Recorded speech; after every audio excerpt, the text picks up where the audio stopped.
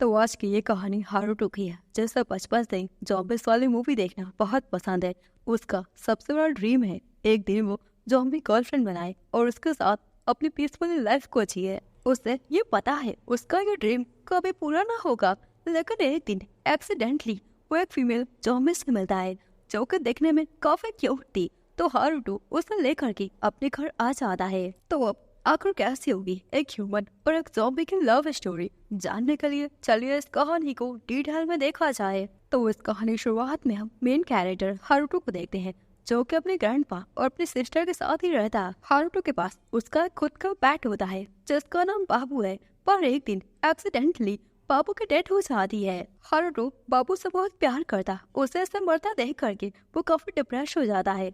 उसके घर में एक ऐसा बुक था जिसमें लोगों को जिंदा करने वाली मेडिसिन बनाने का फार्मूला था। तो अब हारुतो बाबू को जिंदा करने के लिए उस बुक की मदद से एक मेडिसिन बनाने की तैयारी करता है। अब ऐसे रात हो जाती है। हारुतो बाबू के कब्र में जा करके उसे निकाल कर एक सुनसान बिल्डिंग में जा करके मेडिसिन बनाना शुरू कर देता है। तभी वो उस बिल्डिंग के नीचे एक लड़की को देखता है जो कि खुद को कोस रही थी।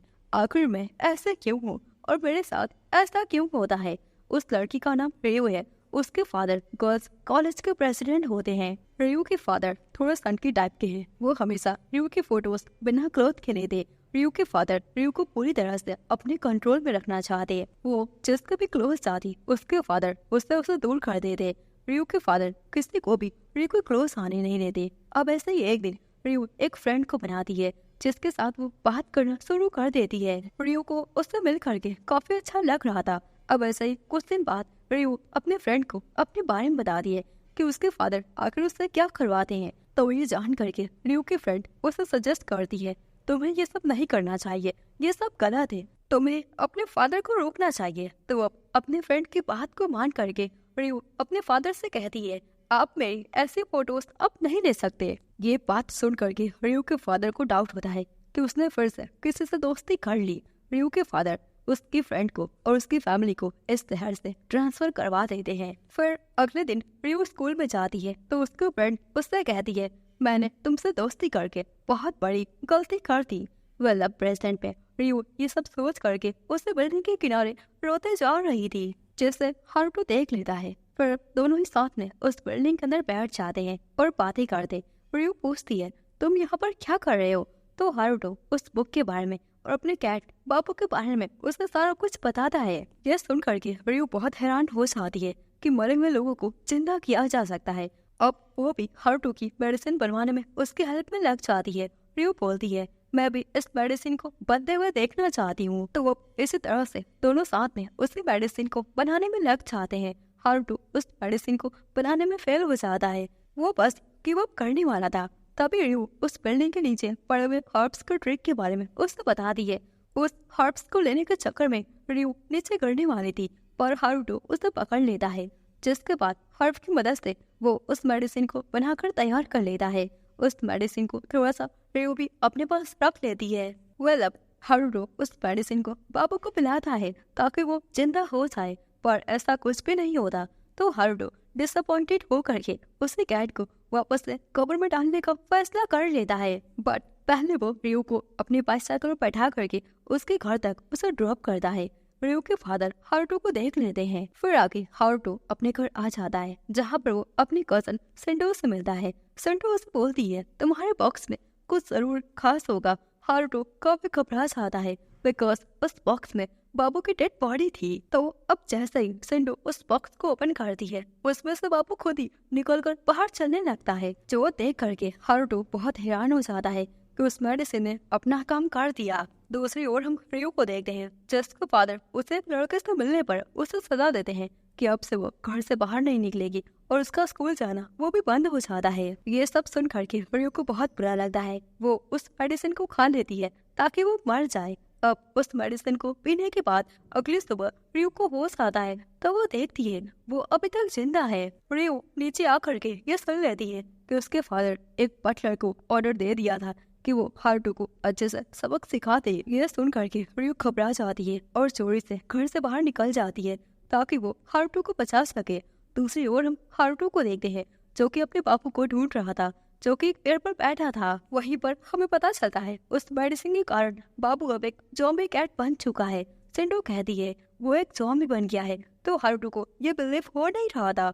दोनों ही इसी बात को लेकर के आपस में बहस करने लगते हैं। इतने में ही वहाँ से बाबू भाग जाता है, तो अब हारुतो अपने बाबू को ढूंढने के लिए निकल जाता है। इसी कारण से हारुतो आज स्कूल मिस कर दिया था। इधर स्कूल में रियो हारुतो को ढूंढ रही थी। स्कूल में न मिलने पर रियो उसे ढूंढने के लिए दूसरी जगह पर चली जाती है। तभी वो बटलर रियो को देख लेता है और उसके फादर को कॉल करके बता देता है। तो इधर रियो उसे बिल्डिंग के पास आ जाती है। इधर हारुतो भी अपने बाबू को ढूंढने के लिए उसे बिल्डिंग के पीछे पीछे आ गया था, जहाँ वो देखता है कि बाबू उसी हर्ब्स को खा के मजा ले रहा है। वहीं पर हारुतो को रियो की आवाजें सुनाई दे रही थी, जो कि ऊपर से हारुतो को ढूंढ रही थी। इतने में वहाँ पर रियो के फादर डैनियल और वो बटलर साथ में आ जाते हैं। डैनियल अपनी बेटी से कहता है, अगर तुम अच्छी बच्ची बन करके मेरे साथ घर वापस चलती तो मैं तुम्हें माफ कर दूंगा। रियो को ये बात पता है घर जाने पर उसके साथ क्या होगा। उसकी लाइफ पहले की तरफ हो जाएगी, जो कि उसे बिल्कुल पसंद नहीं है। तो अब फाइनली रियो अपने फादर से कहती है, मैं आपके साथ घर पर वापस नहीं चलना चाहती। उसके फादर ये सुन करके रियो के ऊपर काफी गुस्सा होकर के उसे जबरदस्ती अपने साथ घर ले जाने लगते हैं। तभी वहाँ पर बाबू आ जाता है और रियो को प्रोटेक्ट करने की कोशिश करता है। बाबू को ऐसा देख करके रियो काफी खुश हो जाती है। अब रियो के क्लोज एक डर्टी पैट को देख करके डैनियल को उस कैट पर बहुत गुस्सा आता है। वो उसके ऊपर हमला कर देता है। ये सब देख करके रियो बाबू को प्रोटेक्ट करती है, पर इस चक्कर में वो खुद ही माउंटेन से नीचे गिर जाती है। उसके फादर ये देख करके एकदम हैरान हो जाते हैं, बिकॉज वो ऐसा नहीं चाहते कि उसकी बेटी मर जाए। हारुतो रियो को ऐसे गिरता देख करके उसे बचाने को चाहता, पर तब तक बहुत देर हो चुकी थी। अपने आंखों के सामने सिर्फ उसे मरता हुआ देख करके हारुतो बहुत सैड हो गया था। तभी बाबू रियो की बॉडी को लीक करता है, जिस कारण से रियो वापस से अपने पैरों पर खड़ी हो जाती है। ये देख करके हारुतो एकदम हैरान हो जाता है। हारुतो को ये पता नहीं था रियो ने उस मेडिसिन को खा लिया था, तो वो उसे ऐसा देख करके एकदम सरप्राइज हो जाता है। रियो हारुतो के पास आकर के कहती है, मैं तुम्हारे साथ चलना चाहती हूँ। हारुतो तुरंत मान जाता है। ये सारा कुछ डैनियल और वो बटलर साथ में देख रहा था। डैनियल को ये यकीन हो नहीं रहा था कि उसकी बेटी अब एक ज़ॉम्बी बन चुकी है। डैनियल को इस बात का काफी डिप्रेशन था कि मैंने अपनी बेटी को अपने ही हाथों से नीचे गिरा दिया और अब मैं उसे ऐसे जाने नहीं दूंगा। डैनियल अपनी बेटी से कुछ ज्यादा ही अपसेस था। तो इधर हारुतो रियो को लेकर के अपने घर आ जाता है। रियो हारुतो के घर में आकर के काफी खुश होती है कि मुझे फाइनली अपने फादर के जेल से हमेशा के लिए आजादी मिल गई। पर हारुतो उसके ज़ॉम्बी वाले फॉर्म को लेकर के बहुत ज्यादा वरीड था, क्योंकि अब उसका दिल धड़कना बंद हो गया था। उसकी पूरी बॉडी ठंड पड़ चुकी थी, लेकिन रियो अपने इस बदलाव से वो काफी खुश थी। रियो अब ज़ॉम्बी बनने के बाद वो बाबू से बात कर सकती। रियो को ये भी पता चल चुका था कि हारुतो ज़ॉम्बी से कितना ज्यादा अपसेस है। तो अब रियो उसके पास आकर बोलती है, तुम मुझे काफी पसंद करते हो ना, जब से मैं ज़ॉम्बी बन गई हूँ। यह सुन करके हारुतो ब्लश करने लगता है, बिकॉज अब रियो उसका ड्रीम गर्ल बन चुकी है। वेल दोनों एक दूसरे के काफी क्लोज आ जाते हैं और दोनों ही किस करने वाले थे, लेकिन तभी वहाँ पर सिंडो आ जाती है। सिंडो को देख करके हारुतो तुरंत उसे रोकने को जाता ताकि वो इस कमरे के अंदर ना घुस पाए। दूसरी ओर हम रियो को देखते हैं, जो कि अपने मन में बोलती है, अरे ये मैं क्या कर रही थी, मैं तो उसे किस नहीं बल्कि उसे बाइट करने वाली थी। तो इधर सिंडो हारुतो के घर बाबू के बारे में बात करने आई थी कि आखिर बाबू कैसा है। अब हारुतो उसे लेकर के एक दूर प्लेस पर आ जाता है, जहाँ पर दोनों बातें करते हैं। तभी वहाँ पर हारुतो का एक दोस्त आ जाता है, जो कि कहता है, मुझे पता नहीं था तुम रियो के साथ डेटिंग कर रहे हो। हारुतो ये सुन करके ब्लश करने लगता है और उससे बोलता है, नहीं ऐसा बिल्कुल नहीं है, मैं डेट नहीं कर रहा। सेंडो रियो के बारे में सुन करके वो काफी जेलस फील करती है। दूसरी ओर हम रियो को देते हैं, जो कि हारुतो का काफी टाइम से वेट करती जा रही थी। फिर वो हारुतो के आने से पहले ही बाथिंग करने चली जाती है। उसे ऐसा लग रहा था घर में कोई भी नहीं है। अब जैसे ही वो बात को लेने जाती, वहाँ पर हारुतो के ग्रैंडपा आ जाते हैं। दोनों ही एक दूसरे को देख करके काफी घबरा जाते हैं। रियो जैसे तैसे करके ग्रैंडपा को धक्का दे करके हारुतो के कमरे में जाकर छिप जाती है। अब ऐसे ही रात हो जाती है। जब हारुतो घर में वापस आता है तो वो देखता है रियो बिना कपड़ों के फर्श पर पड़ी है। हारुतो को पता चल जाता है रियो अपनी बॉडी को मूव नहीं कर पा रही। अगर रियो का अच्छे से ख्याल नहीं रखा गया तो उसकी पूरी बॉडी ऐसे ही स्टीफ हो जाएगी, सारे ज़ॉम्बीज की तरह।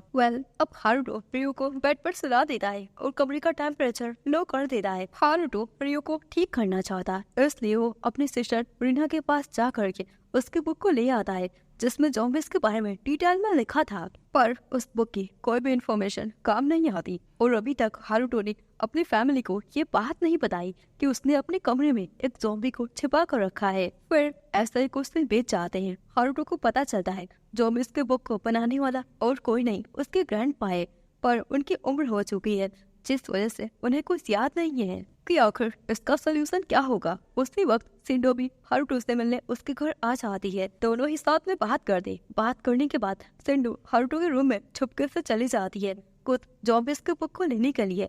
पर तभी उसे पता चलता है हारुतो ने अपने कमरे में एक लड़की को छिपा कर रखा है। तो अब जैसे ही सिंडो की नजर रियो पर पड़ती है वो काफी घबरा जाती है। अब रियो सिंडो के ऊपर चढ़ करके उसकी बॉडी को लीक करने लगती है। सिंडो रियो को देख करके पहचान लेती है कि वो इस शहर के रिच फैमिली की बेटी है और उसे रियो की हरकतें देख करके पता चल जाता है ये लड़की अब ज़ॉम्बी बन चुकी है। सिंडो की आवाज सुन करके हारुतो तुरंत ही अपने कमरे में आ जाता है। हारुतो जैसे ही कमरे के अंदर आता है रियो उसे देख करके डायरेक्ट उसे किस कर लेती है।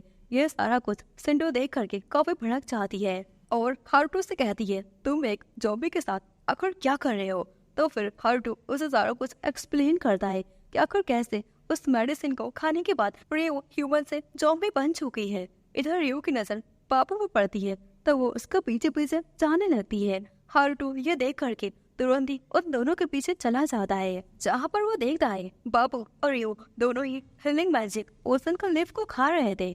उस लीफ को खाते ही रियो तुरंत ही अपने ह्यूमन फॉर्म में आ जाती है। तभी वहाँ पर हारुतो के ग्रैंडपा भी आ जाते हैं।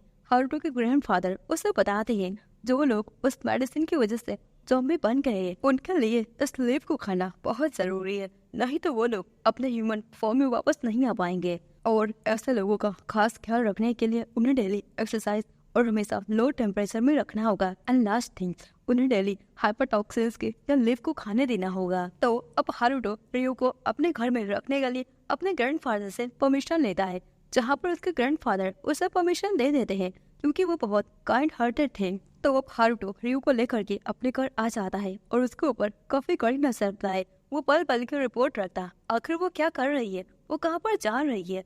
रात को अब हारुतो रियो को बाल्क पर ले जाता है जहाँ पर हारुतो गलती से नीचे गिर जाता है तो रियो उसके इंसर्ट एरिया को लीक करने लगती है एंड थोड़ी देर बाद वो फिर से हारुतो को किस कर देती है। ये सिंडो देख लेती है जिसे बहुत ज्यादा बुरा लग रहा था क्योंकि सिंडो बचपन से हारुतो को पसंद करती। दोनों पहली बार तब मिले थे जब सिंडो एक प्लेस पर खो गई थी। हारुतो ने उसकी मदद की थी, फिर दोनों ही दोस्त बन जाते हैं।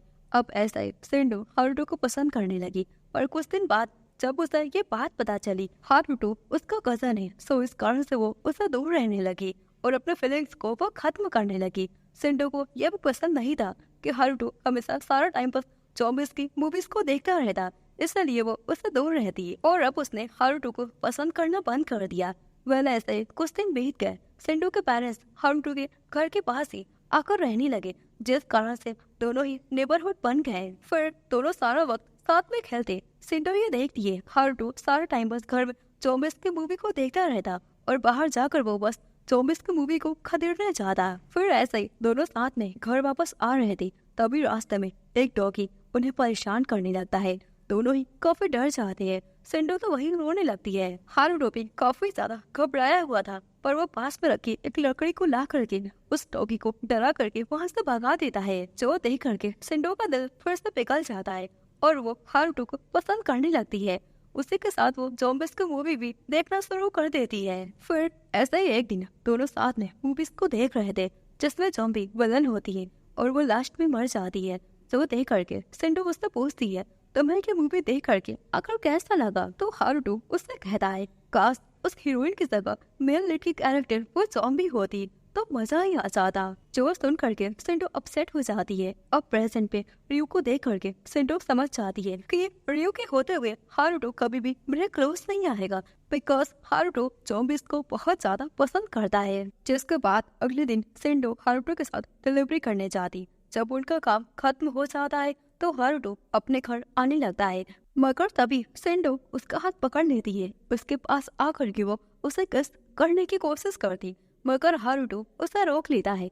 जो देख करके सेंडो को बहुत ज्यादा बुरा लगता है। वो डिसअपॉइंटेड होकर के वहाँ से चले जाती है। तो वो इधर हारुतो रियू के पास आ जाता है और उसके पल पल की रिपोर्ट को अपनी वीडियो में रिकॉर्ड करता जाता, क्योंकि अब रियू एक ज़ॉम्बी बन चुकी है। तो इसलिए हारुतो उसके हर एक मोमेंट्स पर उसे नजर रखना पड़ता। तो अब ऐसे ही कुछ दिन बीत जाते हैं। हारुतो रियू के लिए कपड़ों को खरीदने का फैसला करता है। तो अब रियू हारुतो के साथ शॉपिंग करने चली जाती है। वहीं पर ये बात डैनियल को पता चल जाता है। तो वो बटलर को ऑर्डर दे देता है कि मेरी बेटी को पकड़कर मेरे पास वापस लाओ। इधर हारुतो और रियू साथ में शॉपिंग कर रहे थे। तभी आते हुए हारुतो को याद आ जाता है वो अंदर कुछ सामान को भूल गया था। तो इसलिए वो रियू को यहीं पर वेट करने को बोल कर ही अंदर अकेले चला जाता है। उसके जाते ही वहाँ पर बटलर आ जाता है और उसके सारे गैंग्स के आदमी आ जाते हैं और रियू को अपने साथ ले जाने लगते हैं। मगर रियू अब एक ज़ॉम्बी बन चुकी है, जिस कारण से उसके अंदर काफी सारी पावर्स भी आ गई है। वो अकेले ही सभी के ऊपर भारी पड़ जाती है। ये सब देख करके हारुतो भी बहुत हैरान हो जाता है।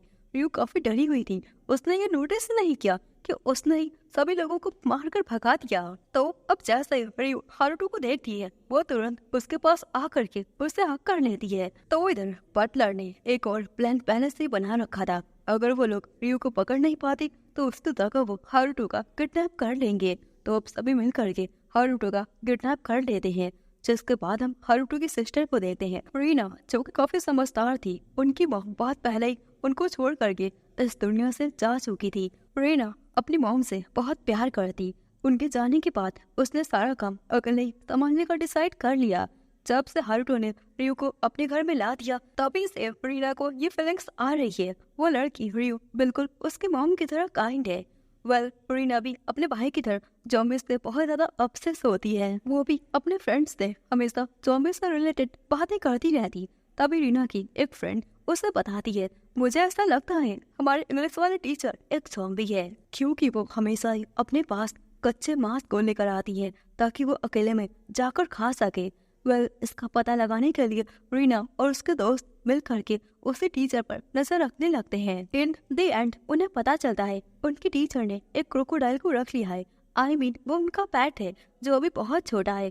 तो इस कारण से वो उसे घर पर ऐसे अकेला छोड़ नहीं सकती, इसलिए वो उसे लेकर के स्कूल में आती है और वो कच्चा मांस उसे को खिला देती है। ये सब अब जानने के बाद सभी को पता चल जाता है कि उनके टीचर जो भी नहीं है। तभी रीना की एक और दोस्त उसे बताती है, जब मैं स्कूल आती हूँ ना तो मुझे घर से हड्डियों की स्मेल आती है। मुझे ऐसा लगता है उस घर में मुर्दों को खाया जाता है। तो इस बात का पता लगाने के लिए वो लोग इन्वेस्टिगेशन पर निकल जाते हैं। तो वाकई उन्हें पता चलता है उस घर में एक रेसिडेंट है और वहाँ का ओनर कुछ नए डिशेस को बनाने के लिए कुछ स्मेल्स का यूज करता है। तो वो सभी मिल करके उस डिशेस को टेस्ट करते हैं, जो कि उन्हें काफी ज्यादा पसंद आता है।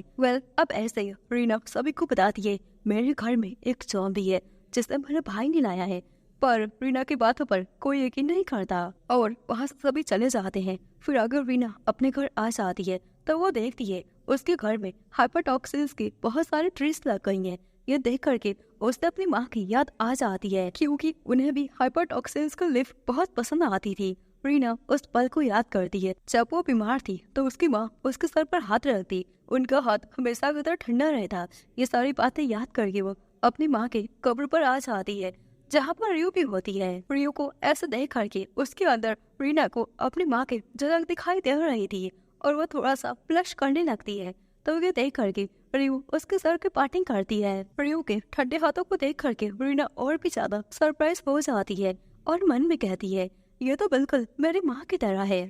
अब ऐसे ही रियू रीना का ख्याल रखती है। इसी तरह से दोनों ही क्लोज आ जाते हैं। दूसरी ओर हम हारुतो को देखते हैं, जिसे डैनियल ने कैद करके अपने घर में रखा था। वहीं पर उसके पास डैनियल की वाइफ आ जाती है, जो कि हारुतो को बताती है, उस लड़की रियू के कारण आज तक मेरे खुद के हस्बैंड ने मुझे टच नहीं किया। वहीं पर हमें पता चलता है डैनियल की 2 वाइफ्स हैं। रियू की मॉम जो कि गुजर गई थी, फिर डैनियल ने दूसरी शादी कर ली थी अपनी बेटी के लिए। अब एक फ्लैशबैक दिखाया जाता है। डैनियल एक बहुत बढ़िया स्वॉर्ड स्मिथ था और इस शहर में सबसे रिच फैमिली से बिलोंग करता। पर एक दिन एक मैच को वो हार जाता है, जिस कारण से वो काफी अपसेट होकर डिसअपॉइंटेड था। तभी उसके पास एक अपाहिज लड़की आ जाती है जिसका नाम रूना था। वो डैनियल से कहती है, लाइफ में मौके तो आते रहते हैं, इसका ये मतलब नहीं हम एक छोटी सी हार से यूं हिम्मत को ऐसे हार जाए। डैनियल को उस लड़की की मोटिवेशन स्पीच काफी पसंद आती है, तो अगले दिन वो उसी लड़की के पास शादी के प्रपोजल को लेकर आ जाता है। तो रूना कहती है, मेरा जैसे अपाहिज लड़की से आप शादी आखिर क्यों करना चाहते हो? तो इस बात को सुन करके डैनियल उससे कहता है, मुझे तुम्हारी पॉजिटिव स्पिरिट काफी पसंद आई। मगर डैनियल की फैमिली इस बात के खिलाफ थे, तो डैनियल अपनी फैमिली से फाइट करके रूना से शादी करना चाहता। डैनियल को जिद पर उसकी फैमिली उसके आगे टिक नहीं पाती और उसकी बातों को मान लेती है। पर जैसे ही रूना अपनी बेटी रियू को जन्म देती है, वो इस दुनिया को छोड़ करके हमेशा के लिए चली जाती है। ये सब होने के बाद डैनियल बहुत ज्यादा उदास था। वो किसी से बातें नहीं करता, मगर उसके डिप्रेशन को खत्म करने के लिए उसकी मेड सीना, जो कि उसका काफी ख्याल रखती, जो कि डैनियल को बहुत पहले से ही पसंद करती, वो अब उसका काफी अच्छे से ख्याल रखती उसे उस डिप्रेशन से बाहर निकालने के लिए। तो वो ज्यादा देखभाल होने के बाद डैनियल उस डिप्रेशन से फाइनली बाहर आ जाता है और अपनी बेटी को देख करके खुश हो जाता है, क्योंकि रूम में उसे रूना की झलक दिखाई दे रही थी। और अब अपनी बेटी के लिए वो सीना से शादी कर लेता है। सीना को ऐसा लग रहा था कुछ दिनों बाद वो अपने पति का दिल जीत लेगी, मगर ऐसा अब तक नहीं हो पाया, क्योंकि डैनियल हमेशा की तरह अभी भी अपनी बेटी से बहुत ज्यादा अपसेस है। तो वो प्रेजेंट में सीना हारुटो को सेड्यूस करने की कोशिश करती, पर हारुटो उसे दूर हटके नीचे गिर जाता है, जो वो देख करके सीना रोने लगती है और बोलती है, आखिर मेरे अंदर क्या ही कमी है। तभी वहाँ पर एक और मेड आ जाती है, जो कि हारुटो को लेकर के डैनियल के कमरे में आ जाती है, जहाँ पर डैनियल उससे अपनी बेटी के जन्म से लेकर अब तक के सारे फोटोज को दिखाता है और उससे कहता है, मेरे जितना प्यार कोई भी मेरे बेटे से कर नहीं सकता।